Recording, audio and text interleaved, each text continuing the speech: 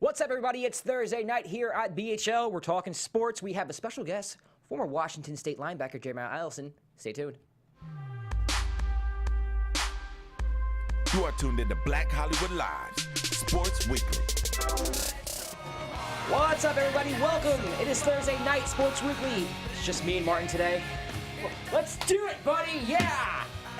I'm Josh. In the end, it doesn't even matter who's hosting the show because we're both here, so it's all great. Actually, before I introduce myself and have Martin introduce himself, and then we introduce Jeremiah, I just want to put it out there that Erica is no longer a part of the Sports Weekly panel. She has moved on to bigger, better things. No hard feelings, you know. She's just moving on up. Good Without for Erica, her. I wouldn't be here.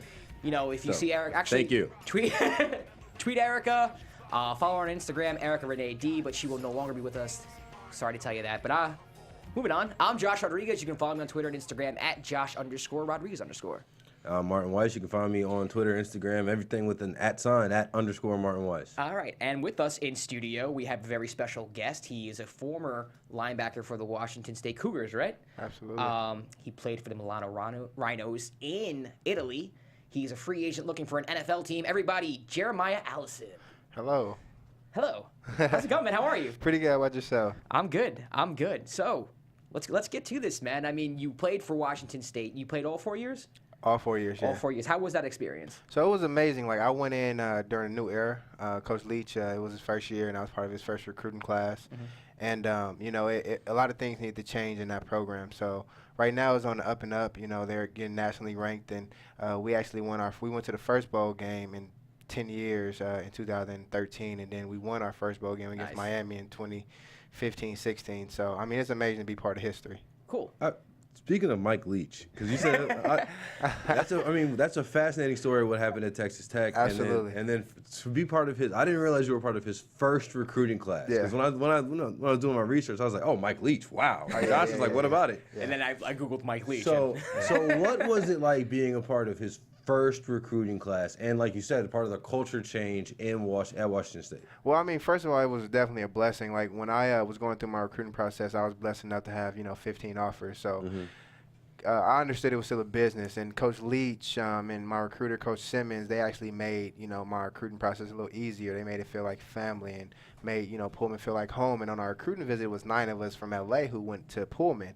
And, it's LA dudes in Pullman, and they just made everything feel the transition very easy. So, I mean, to be part of his first class, it was definitely a struggle because, we went in with high expectations, and we ended up going, 2-9 or something like that. Mm-hmm. But, I mean, the thing about it was we just had to buy into his philosophy because he was a winning coach, and, I mean, that's what he is today. Okay, and you talked about, them recruiting you. Can you talk about the day that you met your coach? I mean, I know that was a big day in your life, and I would like you to tell your story. Absolutely. Well, actually, I was late to school that day. I was late to school. I had a tire. I was going across Slauson and Western. There's some railroad tracks there. And that's right around the corner from my house.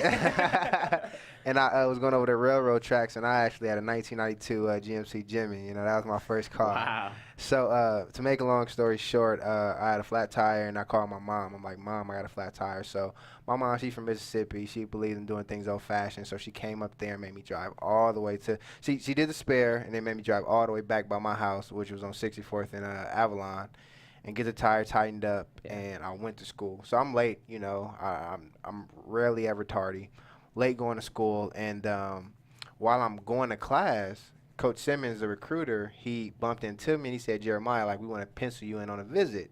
And I'm like, Washington State, never heard of it, but, sure, I don't mind, going on a visit to Washington State. Where is it?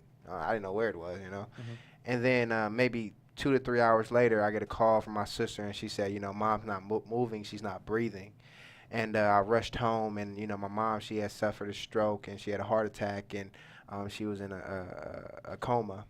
So, I mean, it was just something that happened that, I met my coach who recruited me to go to this institution, but I lost my mother. I hadn't talked to her. She was in a coma for 8 months. So it was just the way things happened that I knew Washington State was the place for me. And I didn't put it together until maybe 2 years within, my collegiate career. Good. So it sounds like you had a good time playing at Washington State. Oh, I'm man, very it was proud of fun. the program because it's not a big program. Let's be honest. I mean, a lot of people don't talk about Washington State, but you seem like you enjoyed your time there, and it's on the up and up. Absolutely. Washington State is a dear institution to my heart. Yeah. It's a place where I went and grew as a man. Yeah. And it's like when you're a Coug, a lot of people know. Like I was over in Italy a few months ago, and I had on my Washington State stuff, and I heard "Go Cougs" all the way Really? in In Italy? Exactly. I was Holy at crap. Cinque Terre. It's like Monte Rosa is the 5 islands. So I mean, the thing about it, there's Cougs everywhere, and it's like one thing they do, they really look out for their own. Wow, that's interesting. Now, you were on this show called Undrafted. Yeah. Did that happen immediately after your senior year? How did you get into that? What was the process? Did NFL call you? How did you get on that show? So basically, what happened was I have a great marketing agent, Farron Benjamin. She's a great marketing agent, and she makes sure she keeps me busy.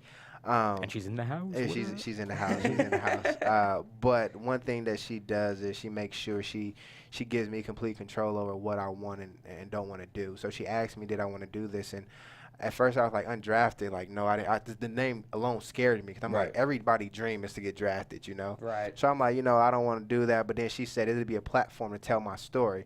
And my goal was, and still is to inspire the youth. And if I can inspire the older people in the process, I'd love to do that. So it gave me a way to tell my story on a national stage. But I didn't know, not only was I telling it nationally, but globally as well. When I went over to Milan, I had a 14-year-old kid come up to me, and he said, Jeremiah, like, I was scared to come up to you, but I just want to thank you for coming over here and, helping us with football. Because I also, I love the kids.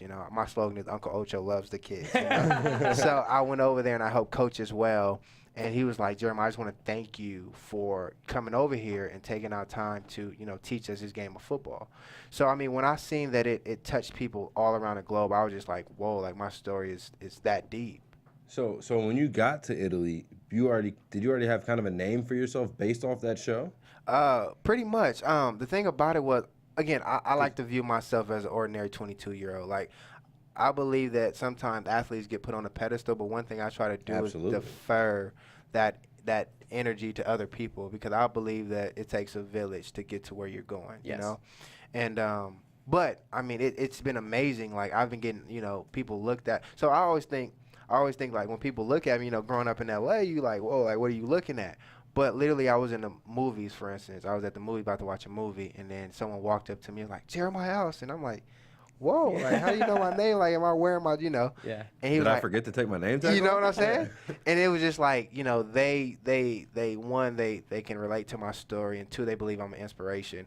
And again, I'm just telling my story. Like I'm just an ordinary 22-year-old trying to do extraordinary things. But the fact that I can touch so many people by just telling my story, and I can be completely authentic is amazing. So to answer your question of when I went, I didn't know, I didn't think, that, I mean, because when I went over to Italy, it's a huge culture shock. Like there's everything. I can only imagine. Yeah. Like I'm learning Italian, so grazie, come va, cosa non va. I'm learning Italian, but they actually watch these shows and they translate them for them. So for them to know who I am before me even having to introduce myself was definitely a blessing. So were like your practices and meetings held in Italian? Absolutely. I felt like Monica off 11 basketball. When she was in Spain, I felt like Monica, like coaches yelling, screaming, who Ryan? And then all of a sudden I just say, like, what did he say? He said, Jeremiah, you got to go full speed and make all the tackles. All right, grazie. So how long did it, I'm just curious, how long did it take? Because obviously football, any sport really, the diagram, I imagine, is the same. Like you can see what a right guard pulling looks Absolutely. like in Italian, French, Spanish. Absolutely. So how long did it take, I'm guessing, until you were able to like understand in game, like the coach is grabbing your face mask and telling you to do something, and you're like, oh, all right, I got it. Like, well, see, the thing about it was I try to stay out of trouble as much as possible. I always, my coach from college, Coach Wilson, he always said, make me coach something new. Like, don't make the same mistake twice. Okay. So one thing I tried to do was, first of all, our football level and IQ is way more accelerated than those over there. Like, it's literally like playing, no disrespect, like D2 ball. But there's some great ballers over there. Like, there's some guys who played in the league who just want to go over and explore. It's just the strategy. Exactly. Okay. The strategy and time clock management, all the things that you see the $1 million coaches doing in the NFL and NCAA. Absolutely. That's not happening in Italy. or not necessarily happening with the same frequency. So put it like this: my practice schedule, I practice on Wednesday and Friday, and I played on Saturday, and I'm off for the rest. What? So I'm just traveling. That's a Europe thing, right? Absolutely. I'm Yeah, just the traveling. European Because the thing. thing about it, the players on the team, like, it's a club thing. So the players on the team, first of all, they don't get paid. They're playing strictly for the love of the game. And I read this book over there called Playing for Pizza, and it definitely coincided with what, again, Farron brought me the book. So I read that book. And what I was going through was the same thing the guy in the book went through. But they're literally playing just for bragging rights. And that's what brought me back for my love for the game. You know, after I didn't get picked up, after I, didn't get the calls that I wanted, my love for the game kind of dwindled. I'm like, maybe I'm not good enough. But when I went over there, first of all, I understood that it was a political thing in the NFL. That's how it is. But when I went over there, it was strictly for it took me back to Pop Warner days because all the politics weren't involved anymore. Just for the love of the game. Just for the love of the game. It's like when you travel and you handling the business with your boys and, you just want to beat them because they got on a different color than you. Right. But you don't have to put on a show for the scouts and try to be extra or anything like that. You just trying to win this game. So after the game, no one party like Italians. I mean, no one party, but that's another segment. That's another segment. All right, so now you got your fire back, you got your passion back, and you're back in the United States. Absolutely. So are you looking for an NFL team? Are you doing videos? Are you sending out videos to different teams? Are you working out for different teams? What's the process? Actually, I was put in a position to where I had a good season over there in Italy, and like I said, the passion came back for football. So one thing I did was I sent my film out. I made a highlight film. And I sent, again, Farron, she made me a highlight film again. Telling you she's amazing. But I sent the film out, and, some scouts and teams got their eyes on him. So the thing about it was when I came out, my only knock on me was my 40 time. I didn't run a 40 time. I passed the eyeball test. I got up to 235, passed the eyeball test. Coach and teams, everybody, can play. Exactly. But my 40 time suffered. Yeah. So what they want to see was could I run a good 40 time? And I ran a day and I ran a good 40 time. So now just, getting my foot in the door and getting my film to these teams again. You ran today, you said, right? I ran a day at Oaks Christian. I was up at 5 in the morning, and I ran at 9. So I don't know if people know about LA traffic, but it's definitely real. So absolutely, yeah.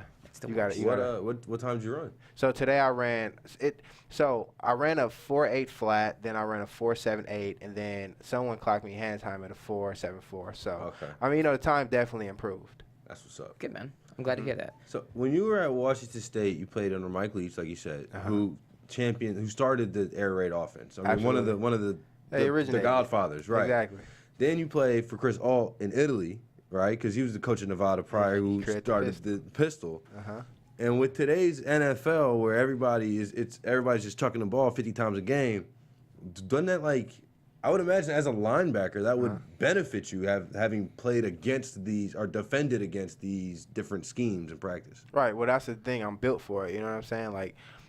I can, for instance, when I went over to Italy and Coach Ault's running his pistol, I can beat his pistol 10 times out of 10 because I know how to beat it. Exactly. I know how to beat it. I can teach my linebackers and my D-line what to look for, what keys to hone in on, and you can beat the pistol. As far as the air raid go, I can beat the air because I've seen it for 4 years straight. You know what I'm saying? Right. Now, again, I'm not saying that, it's not potent. And if you have the right quarterback doing what he needs to do with the right weapons around him, it's hard to stop. That's why they make these millions of dollars. Exactly. However, I have an upper hand on, a lot of the other linebackers because I know how to stop it. I know what keys to read, Yeah. I'm not going to say, because I'm still a Washington State fan. I can't tell you how to beat it. That's up to you to do it. But I know, what to look for.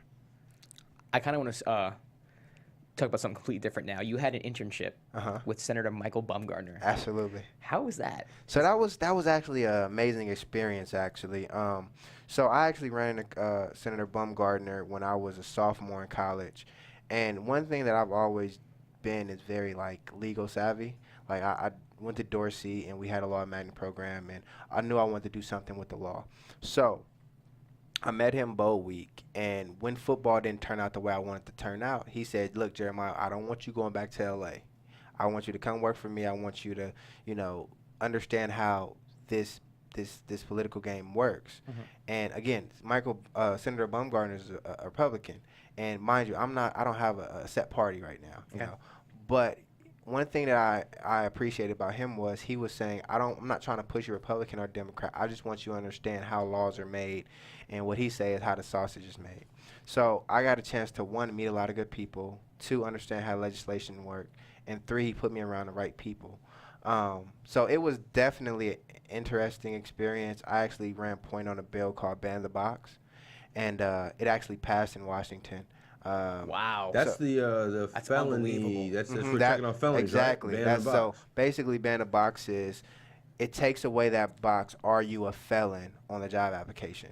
And once he asked me, like, Jeremiah, like, do you think I should, back this bill? Absolutely. I'm from LA. I got a cousin who couldn't get a job because he had a felon on his record. Yeah. And I mean, the thing about it is all that's going to end up is people just recidivating and going back to jail. So the fact that people can beat the first wave of the job interview process, give them a chance. Because although you're not giving someone life behind bars for having a felony, you're pretty much putting them in a box to where they can't, get a job. One of the most interesting criticisms that I heard about that concept is from Michelle Alexander and the new Jim Crow. It's basically like, if you have a felony like that, you're basically put into a new social class in the United States. Right. Where you can't earn, but you're required to get a job, and you have all these requirements upon you. However, all these other limitations that no one else in the country has. Right. And one thing he made me do, like one thing he's always been on, he's been harder on me than I've been on myself because he demands excellence out of me. Again, we can talk and jive and all that other stuff as much as we want, but one thing he's on me about is, being a perfectionist. So he made me not only get the pros for it and why he should back it, but the cons as well. So, I mean, I'm very diligent in my work, and I had to get the cons to it. And there are some cons to it, but at the end of the day, I believe that bill was very vital to the state of Washington. It ended up passing, so. So is there a political future for you? Do you see something when you're done with football, maybe later on in life? In the political field? Yes. I don't know, like he wants me to run for president. I already got my campaign slogan and all that other good stuff. I can't tell you right now because somebody might, unless I can copyright it right now. Right. But I mean, for now, we'll just keep it Uncle Otto loves the kids. I want to run for president in 2040. My campaign slogan's gonna be "Party time's over." See, and that's nice. But see, mine would be "We Are America." Because the thing about it is, everyone loves college football, and because I'm a college football, advocate, and I love, your best years are in college, no lie. But it would be "We Are America" because everyone can relate to a college football team. And I mean, I think that with that being said, not only can I touch into, the millennials, but I can touch into the older generation and so on and so forth. Because, like I said, everyone loves college football. And I've been there, did that, done that, Yeah. So. All right, cool. Martin, you have anything else? Real quick. Who's the most famous person, in your opinion, to graduate from Dorsey High? From Dorsey High? I was running down the list. And the most famous? Or the most interesting. Like, whatever, when you're like, I went to Dorsey High. Right. Did you know that such and such went there and they did this? Like, I'm just curious. Man, that's hard. There's so many. I really respect the ones that came before me. Like, like Keyshawn, Raymond Skaggs. Okay. It's so many, like Roman Foster. It's so many, But I mean, the one who sticks out to me most is probably Keyshawn. Yeah. Keyshawn's a character, and he always took us under his wing. Like I've been rocking with Keyshawn since I was 14, 15 years old, and he always, looked out for me. So I mean, Keyshawn, he's a great guy. He's gonna tell you what you need to hear, not what you want to hear. And I mean, he's been the same with me since I was, 14, 15. So.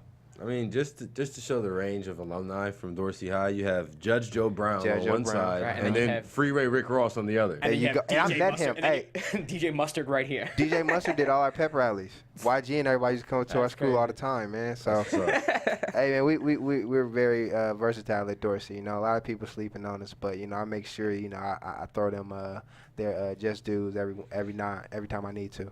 Nice, man. Well, I mean, thanks for coming in. We have some topics that we want to discuss. I mean, here at Sports Weekly, we have a little rundown. We discuss it kind of like PTI style. Absolutely. If you want to join us, you're more than welcome to. Happy to have you here. You have a really good head on your shoulders. I appreciate it. I get good vibes from you, and I think any NFL team would be lucky to have you. I appreciate it. So, I wish you was a scout, All right. right, so let's get to it. The lead, Michael Vick's comments about Colin Kaepernick. I'll read the quote, Martin. I'm going to have you respond because I know you're going to have some epic response. Michael Vick said, "The first thing we got to do is get Colin to cut his hair. I don't think he should respect himself. I don't think he should represent himself in the way in terms of that hairstyle. Just go clean cut, you know?" I mean, the thing is, this is what's interesting about being black in the United States. Seriously. Because that's not, I don't know about you, but that's not a unique opinion. I've heard that from my parents, from my family members, of like when I had longer hair. I heard that, right? But the thing is, James Baldwin said it the best. I'm not even going to try to paraphrase him because I'll butcher it. But basically, it's like if you're going to be black in America, it's either you completely rebel against the status quo or you conform a slight bit, right? And what Kaepernick is doing, in my opinion, is standing up for what he believes in, obviously. Right. But if you look at the status quo of what we know of America and the formation of this country, not necessarily what people think on Twitter or in those type of social media aspects, but when you think of the true foundation of the country by old, rich, white people, Colin Kaepernick is breaking the stereotype. He's breaking the mold. Yeah. He's somebody who's speaking out against. He should be one of the happy ones. You should be, from their eyes and their perspective, like Mike Vick should have been. Yes. Right? Like Mike Vick was at the time. And like Mike Vick, he had fro, he had cornrows, he had all that. I remember growing up, I was a Saints fan in the early 2000s, so I'm well familiar. I'm well familiar with Michael Vick and all of his, not only his on-the-field exploits, but his off-the-field exploits as well. Mm-hmm. And for a player who his entire career was tied with Allen Iverson, in part because I believe they're cousins, but they're from the same area, and they always kind of had the same persona growing up, but Mike did time in the feds, whereas Allen Iverson did nothing. Yeah. And where you get a guy convicted of a federal crime, spent time in a federal prison, and he's able to come back into the league and become a starting quarterback and sign, a bigger contract than he ever did when he was with the Falcons, and then play for 2 more teams going on from that. I see where he's coming from, but the difference is Colin Kaepernick broke no laws. Right. He didn't do anything wrong. In fact, he didn't even really speak up. It was a silent protest that he was then asked questions about. So it wasn't like he was loud and obnoxious, loud and disruptive. No. You want to know what disruptive is? If you think disruptive, you'd maybe think like a boat trip the week before you go to Green Bay to go play the division. Watch it. I'm just saying. I'm a Giants fan. I'm just saying. You think that's disruptive? Or disruptive is punching a guy in the face in a bar and then going and then driving 100 miles an hour like later on that night. That's disruptive. Or domestic abuse charge on you. There you go. DUI on you. Things like that. And those are also borderline illegal depending on what you're doing. Like obviously the Giants trip's not illegal, but you know what I'm saying? Like you can't punch people in the face. You can't go 100 miles an hour. Even though in Texas, some of this posted speed limits are 90. Are they? I know from experience. I drove through West Texas, but did not know that. In Germany, there are no speed limits. So. But I think that's where you run into the trouble of, because Mike Vick's not telling. You could easily see at the barbecue Mike telling, "Yo, Cap, relax, bro. Yeah. Cut your hair. You get back in the league." Well, that's what he did. Right? Isn't that essentially what he did? That's probably the same advice that he got. It's exactly, I'd imagine it's exactly the advice. And then he got a chance. He got a chance, and he figured, well, that's the way to do it. But again, it's apples to bananas. Really, it's apples to rocks because like Kaepernick didn't break any laws. In fact, what he did was uniquely American. Yeah. And protesting. Peaceful, silent protest. It's unique. It's what the country was founded on. Yeah. So that's why I say it's, I get where he's coming from, but Jamal, you have anything? Strongly disagree. Nothing? Nope. Said yourself. All right, moving on. Ezekiel Elliott, bar fight. So, this kind of leads into what you were saying. This is a distraction. This is something that you can see someone not being signed for or... Zeke's only been in the NFL for like 18 months. Right, and he already had that domestic abuse allegation.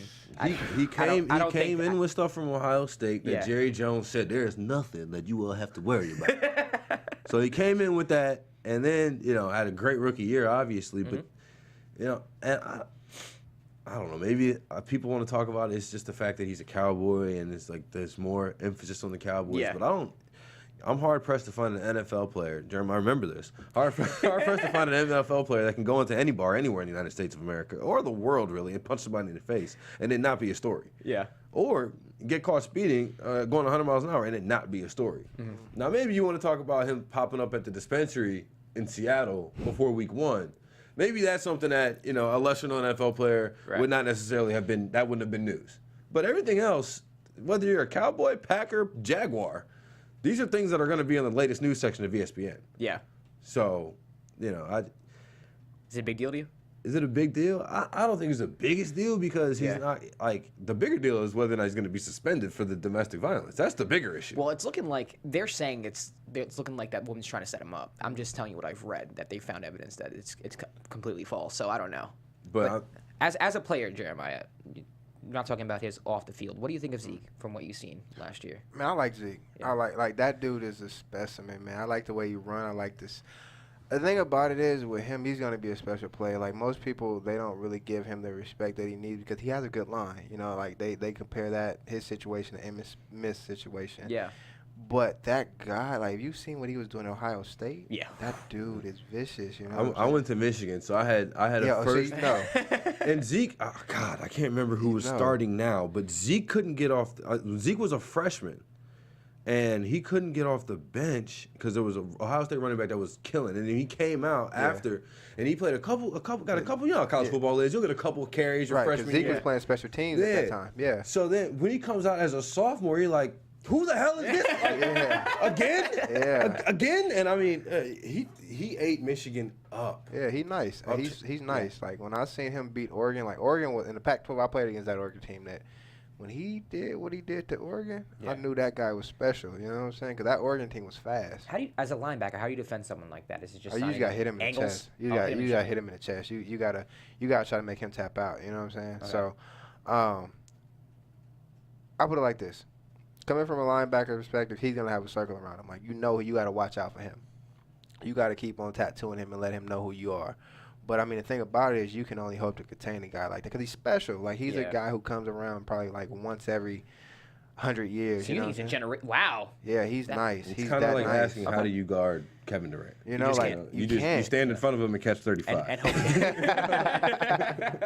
He's nice. Like, Zeke, like, people don't know how special he is until, you see him ripping off, those records. Like, that dude he runs with so much grace and, like, he can do it all. He catch out the backfield. He can run you over. Did y'all know he jumping over people? Dude's nice. What gets me is you'll see Zeke and you'll see a cornerback or a safety, like the guys who are supposed to be catching him, on the angle, and you'll see him just duff the angle. Like, and the it's thing just about nothing. it, Like, it's the thing that makes it so much special is having fun while doing it. Like, Yeah. having fun is like literally 90% of the battle. Like, he's having fun while playing the game that he loves. So he's special. Like I said, he's once in 100. So. All right. So let's move on to some NBA action. The Lakers win the Summer League. Lonzo Ball, triple doubles left and right. Dennis Smith was killing it. What are your overall thoughts on the Summer League? Because I watched it and I was like, there's a lot of good young talent in this league. See, this is what makes me sick, though. Honestly, is because I am a summer league fanatic because I'm a college basketball fanatic. Yeah. And if it existed for college football, I would watch that too. Because what happens in summer league is you see guys that are like you see guys who were like March stars, like Shelvin Mack. You know what I'm saying? Right, he was on the Butler team, and he's an NBA player, so that's not a good example. Brian Cook, for example, who played in Illinois 13 years ago. 3 years ago was in summer league, right? He was a 10-year NBA vet. It's all about guys who are trying to either get into the It's guys who it's AAA for baseball. It's either guys who aren't good enough to get to the majors. It's like purgatory. Yeah, it's either not good enough to get to the majors, or you're on a fast track to the majors, right? So it's nobody's just average. Right.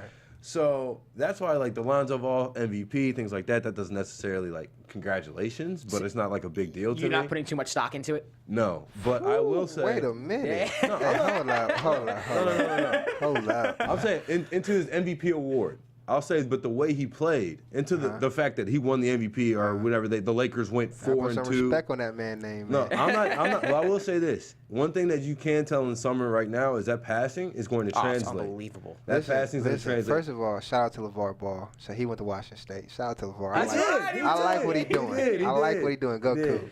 Cougs. Big baller brand. But but that dude Lonzo, like, the thing that I don't like, and I get in an argument with so many people about it. People are not liking this kid based off of his father. Right. I don't like that part. Because the dude body of work, like, think about it. He sold out UCLA. UCLA hasn't been sold out since Russell Westbrook was there. You know what I'm saying? K-Love. He's the only guy since since 03. I think Dwayne Wade said it. You know, like this class. First of all, this class is gonna be special, like the 03 class. This class is like 03, Yeah. 96. Like this class is gonna be a class right here. Right. I'll tell you that for sure. But the thing about it is, like, you gotta understand, he came in, and the only thing that people's talking about is his shoes, not his game, his shoes. So for him to demand, like, I heard the summer. I don't watch summer league. I don't really like basketball. I don't watch basketball until the finals. You know what I'm saying? Because that's when I feel like they're playing the hardest. But I actually watched this dude play. Like, if he demanding all this attention, and he's actually living up to the expectations, I mean, you gotta respect his game. I'd just say I don't think it's fair to say he is living up to the expectations at this point because it is a summer league. Listen, And if you whatever you put on the schedule, you got to beat it. And like, I agree. If you put it on my plate, I'm gonna eat it. You know what I'm saying? I agree with you. He's up to this. We really agree more than. Okay, just making sure. Just making sure. It's just I think that when you see his 36 in the summer, that doesn't translate to 36 NBA points immediately. Right. Like that, I think he's got a lot in his game still to work on, especially his ball handling and his defense. Right. But like that passing is generational. That passing is something like he's gonna come in. That's that magic, you know. That's that 32 like magic passing. It's like if you were an NBA fan in the '90s, you called it a Jason Kidd triple double. If you were in the NBA in the early 2000s, it was a Rondo triple double. We're gonna see a lot of Lonzo triple doubles where he's gonna score like 12 points, 15 assists, and 10 rebounds. Okay, I see what you're saying. I think he's that type of player, so that's why the MVP and the scoring is. But like, wait. You acting like he can't drop? He can drop.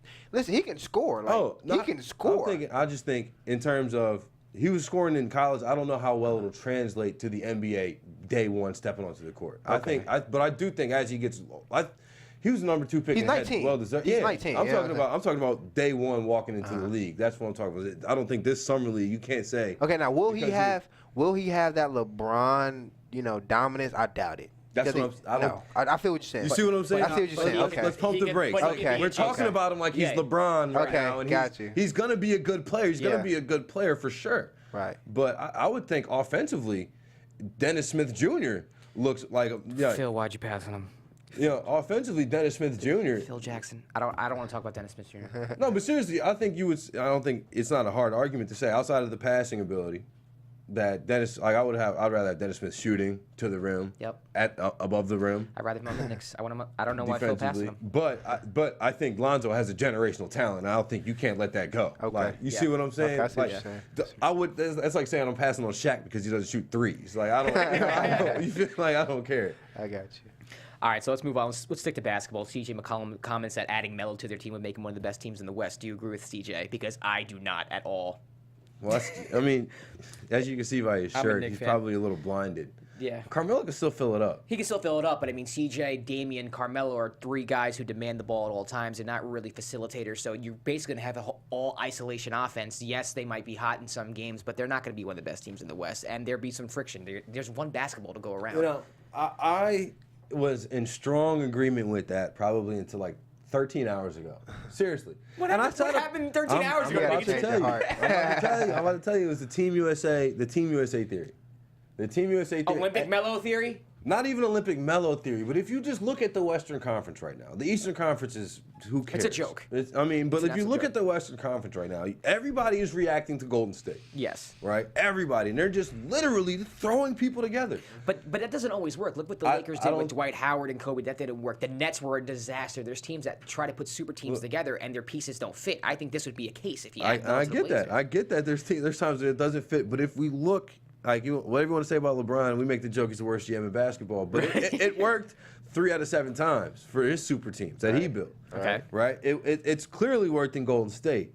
And everybody was talking. Well, Golden State drafted that super team, then added Durant. Added Durant. I'm saying adding Durant to that team to make it a super team. Okay. It worked. Shout out to Clay. Go Cougs. Yeah, Washington State. But I'm talking about you had major scorers. Yes. Major scorers, and you added another major scorer. Well, that's the thing. Like they revolutionized the game. Like that, they made the 3-ball famous. Like when Golden State is playing, if they're down by 15 with 2 minutes left, you don't even worry. You know what I'm saying? Like, you don't even worry about that. You know. So I don't know. You gotta understand. Carmelo playing with a chip on his shoulder. I ain't gonna say why he playing with a chip on his shoulder. He playing with a chip on his shoulder. I really do think though there's gonna be something to you. See, if you're a guy like Chris Paul, you've never gone past the second round of the playoffs. You're like Melo, you've never seen the finals. The closest you got to the finals, I was in high school, damn near. Right? You see these opportunities, and you see what Kevin Durant is doing in his 9th year. It was his 9th year in the league when he did that. It's like, yo, maybe it's not too late for me. I would imagine, like, if you're like a Chris Paul, you got to think like, damn, LeBron is dominating, and now this Golden State behemoth just happened. Right. The Clippers just blew up, so where am I going to go? Right, but each team I feel like is like a puzzle piece, right? You need to have the pieces that fit together.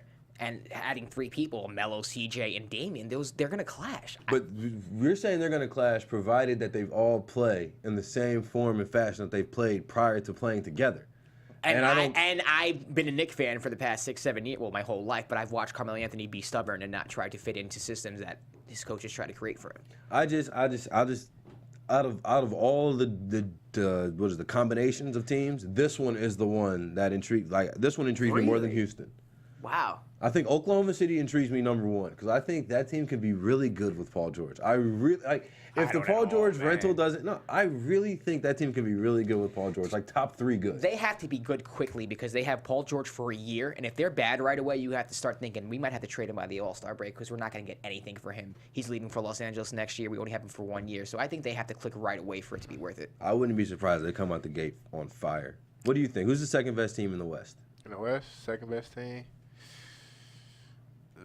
I'm liking Houston, man. I like what that. I think I'm gonna like what James Harden and Chris Paul do. Yeah, you know? I think that's gonna work better than people think. Yeah, I think that's gonna work. I mean, Chris Paul's a facilitator, but he can score as well.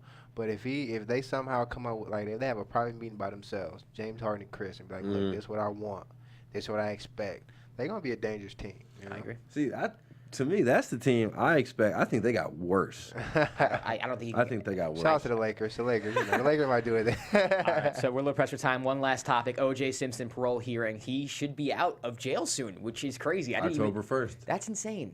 Actually, honestly, it's not really that. Well, for the crime that they're releasing him for, it's not that insane. He did a 9-year bid on a 30-year sentence. I just never thought I'd live in a world with O.J. back in society. I don't know why.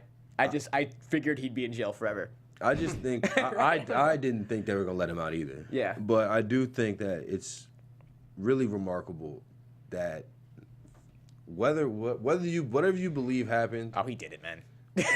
No, but seriously though, I'm sorry. It's easy to say that. It is. It's easy to say that, but the United States justice system proved him innocent. Dead ass. So it's like. So by law, yeah. So by law. Well, he didn't. Goddamn. Right. Jeremiah, I mean, he's right. Legally, he don't. Before 2007, he didn't have to check the box. They had a criminal and a civil case going at the same time. So you know. Yeah. No, but so for someone who's never committed a felony, in the eyes of the law. 10 years or 9 years on a 30-year bid for stealing your own stuff back. Yeah. That's if he was in there any longer, you got to people. That's true. Like, It's a perception that I have that I think he is guilty of double homicide. That's making me go. But the thing about OJ getting out now, and really it kind of started last year, because we didn't know OJ the football player. Yeah. I mean, I remember the OJ trial. I remember the OJ trial, but you're probably even too young to remember the OJ trial. I don't remember anything. I watched ESPN. You watched it on ESPN and FX, I right? remember watching the Knicks in the finals, and all of a sudden I'm watching the white Bronco. I remember the glove in the hand. I remember watching that, but like to go back in here and read. Like I read the New York Times article from when the verdict came out. And it the world literally stopped from 1 o'clock to 1:10 Eastern time when that verdict was released. Like to the point where the New York Stock Exchange at 12:59 had 40% less trades, and then skyrocketed to 275% at 1:11. That's insane. I'm saying so. It's crazy the way the hold that he had. Yeah. Like airplanes took off late. Because there's no internet, so everybody has to be around a TV to see the verdict. Affected the whole economy and everything. And what I saw today from a 70-year-old man who has not been relevant in the last 10 years. Yeah. He again stopped everybody was watching this parole hearing, and everybody was locked into this parole. It's all you see on your Twitter, and it's just like people commenting real time. It's definitely one of the most fascinating things in recent memory. Him, OJ, Game of Thrones, Like, there's only a couple things that can just gather so much of the collective society that you feel left out if you're not talking about it. And especially in today's super segmented society. Yeah. That, to me, is remarkable. All right, well, Jeremiah, thanks for coming in, man. It was nice having you in here. You were a great guest. I wish you the best. I hope an NFL team picks you up. If anybody wants to follow you or your journey, where can they find you? Into the camera, Twitter, Instagram, anything like that, website? We got the bouncing ball. So Instagram is Jeremiah_M_Allison A. Twitter is Jeremiah MA8. All right, Martin, where can they find you? At _Martin Weiss. All right. And I probably have less followers than him, but I tweet my random thoughts. All right, I'm Josh Rodriguez. You can follow me on Twitter and Instagram at Josh_Rodriguez_. Thanks for watching. We'll see you next week. I was about to say, From executives Kevin Undergaro, Dario Christie, Tiana Hobson, and the entire BHL staff, we would like to thank you for supporting Black Hollywood Live, the first online broadcast network dedicated to African-American entertainment. For questions and comments, contact us. info@blackhollywoodlive.com. Like us on Facebook, tweet us, or Instagram us at BHL Online. And I am the official voice of Black Hollywood Live, Scipio, Instagram me at KingXOBay. Thanks for tuning in. The views expressed here are those of the host only and do not necessarily reflect the views of BHL or its owners or principals.